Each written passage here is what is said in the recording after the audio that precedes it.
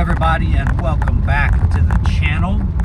I am in a very good mood right now because I just wanted to go get gas, and I went inside and picked up a 99-cent Arizona tea. It's got 99 cent written on it, and I bring it up to the cash register, and he rings it up, and it's like $1.79. And I paid for it, and I kind of joked with the guy, and I said, "Hey, it's got 99 cents written on the can, but it rings up for, $1.89 inflation. Am I right?" And this Arab man, or this Indian man, or whoever, somewhere from the east, kind of halfway broken English, was like, "Oh, take two, go take two." And I was like, "Oh, thank you, dude. I absolutely will take two." So I got two right here. But so I'll go give one to my wife, and I'll drink the other one. On today's episode, I'm starting a brand new series on this channel. I'm going to call it Character Analysis, and the premise is very simple. We're going to take a person, be they fictional or non-fictional, real or fake, whatever. We're going to take a person, and I'm just going to share my thoughts about this particular person, what I think about them, the controversies, the ins and outs and all that. So, on today's episode, we're going to do Robert F. Kennedy Jr., a.k.a. RFK, a.k.a. Bobby. He's known by a lot of names, pretty famous. The HHS, Health and Human Service Secretary, I believe is what that position is called.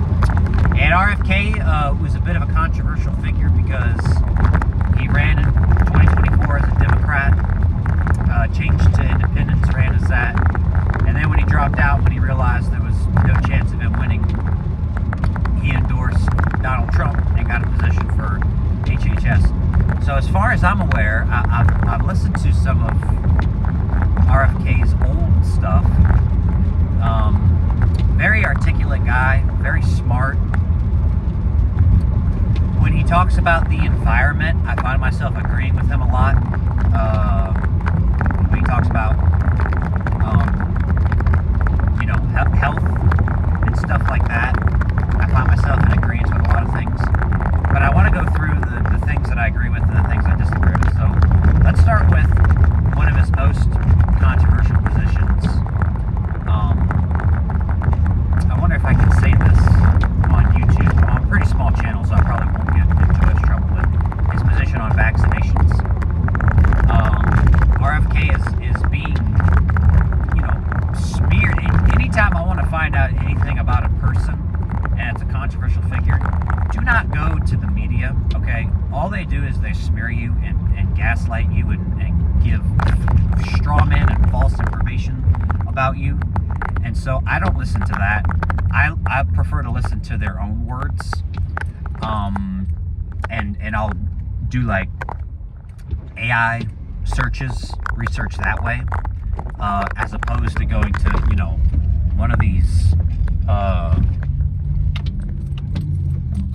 there's a dog, oh my gosh, there's a dog in the middle of the road, just very casually walking across the road. Oh, hold on. All right, should I edit that out? I'm probably just gonna leave that in. There's a dog walking across the road next to the stop sign. So from his own words, what it sounds to me like, he is relatively cautious on vaccinations, but he's not anti-vaccine. He's not somebody who would tell you to not get vaccinated. He's somebody who would leave that to your own personal choice, your own personal convictions for your children, if they should get vaccinated or not, or if you should get vaccinated or not. And he wants there to be more research done when giving his vaccinations. So my opinion of that is, I'm gonna have to talk loudly because I'm doing this in the rain, and the rain just picked up. So my opinion of that is I agree. But I do have some. I cautiously agree, is what I would say to that. I do think that vaccinations should be left to a personal choice in adults. As far as children go, I do think you should have a set of certain vaccines where there is the ones that have enough research behind them, and the ones that protect you from the most deadly, dangerous, contagious sicknesses, that there should be a mandate. And I'm talking about, polio, measles, mumps, chickenpox, your boosters, diphtheria, tetanus. I think these should be mandated in children, personally. I know that's a pretty controversial opinion, but that's my opinion on the matter. If you're an adult, then that's a little bit different. I wouldn't forcibly inject something into an adult against their will. And, I think that should be left to personal choice. But with children, they're too young to be making this decision. And so, of course, arguers would say it's got to be left to the parents' decision. But some parents are retarded. Some parents are kooky and they don't really do what's best for their children. Some parents abuse their kids, so you can't. And again, I want to make it clear, I'm not talking about all vaccinations. I think there are definitely some that, whether it's children or adult, it should not be mandated. The flu, COVID, these vaccines that have very little research behind them, that are known to, when people take them, there are very serious side effects that could hurt you. For a 21-year-old healthy man, the side effects of the COVID vaccine was literally worse than COVID. So why would I get the shot if the effects of the shot are going to be worse than actually getting the sickness? But for stuff like polio, we shouldn't condemn these kids to a life of iron lung just because their parents were stupid. That's ridiculous. So I think in some certain instances, vaccine mandates are fine. So I would disagree with RFK on that aspect. I might as well continue to talk about the stuff I disagree with him. I disagree with banning seed oils. I'm not one of these people who thinks that seed oils are the end of the world. I'm well aware that an imbalance of omega-6 fatty acids to omega-3 fatty acids is the cause of much inflammation and other things. But seed oils in and of themselves are actually good for you when taken in moderation. It's just that the American diet, we eat so much of it, and the food is fried in seed oils. It's just terrible for you. You shouldn't eat it. You don't have to ban seed oils. You really shouldn't, because your body needs them. It needs a little bit of them. And so obviously we can get polyunsaturated fats from like nuts and seeds and stuff. We don't have to get them from seed oils. But you shouldn't ban something like that just because people are consuming it a lot, in my opinion. And recently he made a very controversial position to change I think it's the CDC recommendations for protein intake away from vegan sources of protein towards animal sources of protein like beef and meat. And I know this is controversial, but I really don't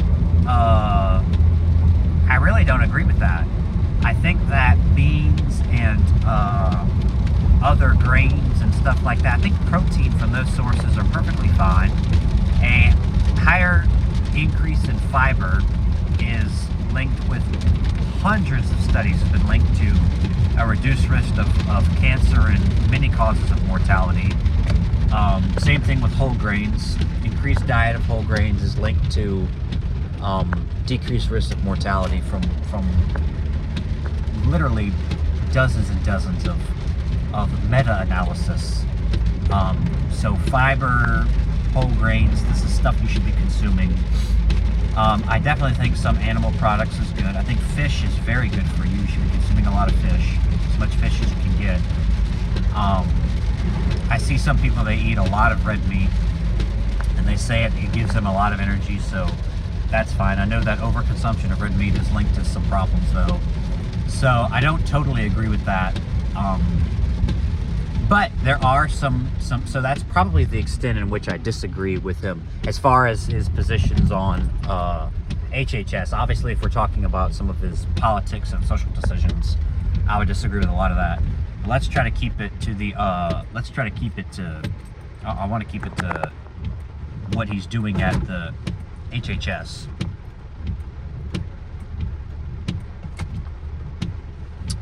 So where do I agree? Well, I definitely agree with his intent to get rid of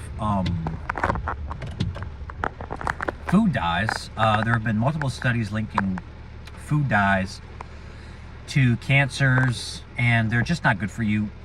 And the thing about food dyes that's different from seed oils is that with artificial colors, you can just replace it with vegetable juice. It's the easiest thing. That's what every country in Europe does. They just replace their food coloring with, instead of red 40, they use beets. Like, beets provide coloring. Carrots use the vegetables, and it'll color the food. It doesn't look quite as bright and pretty, but who cares? It's much better for your health. There's no reason to be having that. I definitely agree with, let me teach you.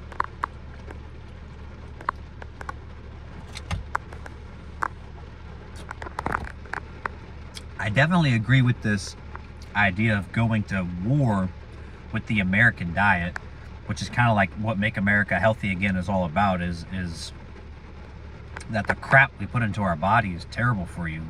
All this processed food and junk that we eat, we need to be eating more of a healthy diet, and I haven't been seeing as much from RFK on, you got to be eating more grains, fiber. I think he's endorsed healthy fats. We need to be eating our healthy fats and stuff. But I know he's big on like beef and low carbing, and look, there's nothing wrong necessarily with low carbing, as long as you're intaking your whole grains and fibers.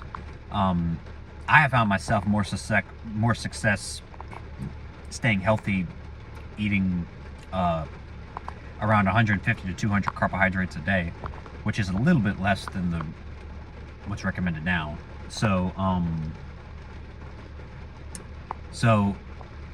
But I do agree with the idea of Make America Healthy Again.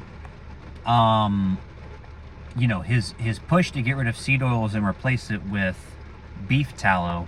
Beef tallow in moderation is good, but it's definitely not something you need to replace and have all the time.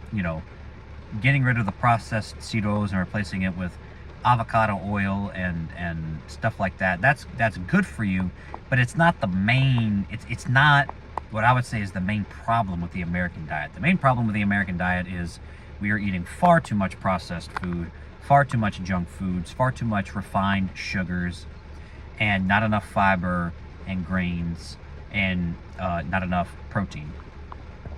RFK has said he hates refined sugars, and he wants us to eat more protein and eat less junk food. All that is good. I just wish he would push for more fiber and grains as far as the diet goes. Then there's the SNAP benefits, which is another thing I agree with him. Getting rid of using your SNAP benefits for junk food and all this. I think that is completely ridiculous, that the taxpayer money would go to a family so that they can buy, or even a person, not a family, a person, so that they can buy donuts. I mean, the word SNAP means Supplement Nutrition Application Program. Nutrition is in the name, and you're buying your fudge rounds, your donuts with you SNAP. That's ridiculous. That's got to stop. Okay. So I appreciate him doing that. And so overall, I think that he is a pretty good addition to the Trump administration. I think that he's made, I certainly wish him the best. I'm not one of these people who roots for somebody or roots against somebody just because they're part of one team or another. I think he's been kind of, some good, some bad. Definitely not all good, and definitely not all bad. But overall, I would endorse him as HHS and say he's doing a fine job. And I would want him to be there as opposed to, somebody else who wants to inject all kinds of stuff into your kids and keep all the junk food around. So that's all good. So that's kind of my opinion of RFK as HHS. I could go on talking about if you were to run for president, I probably wouldn't vote for him. But I do like him. I do like listening to him. I think he's very articulate. If you haven't really listened to, I know he's going on the Joe Rogan show. I would encourage y'all to listen to that. The RFK Joe Rogan was a very good episode. I think he sounds very intelligent when he speaks. I think he does a pretty good job at these Senate hearings when he speaks. I think he's a pretty good public speaker, even though he's got that voice inflection that's kind of unique to the Kennedy line. So that's my opinion of him. I hope y'all enjoyed this video. We'll make this a regular thing. I'll probably post alternating will be the schedule from now on, a Q talk and then a character analysis video. So, but that's my opinion of RFK. I wish him the best, as well as the rest of the administration. Hope you all found this video to be helpful to you. So I hope you all have a very blessed day, and Godspeed to you all.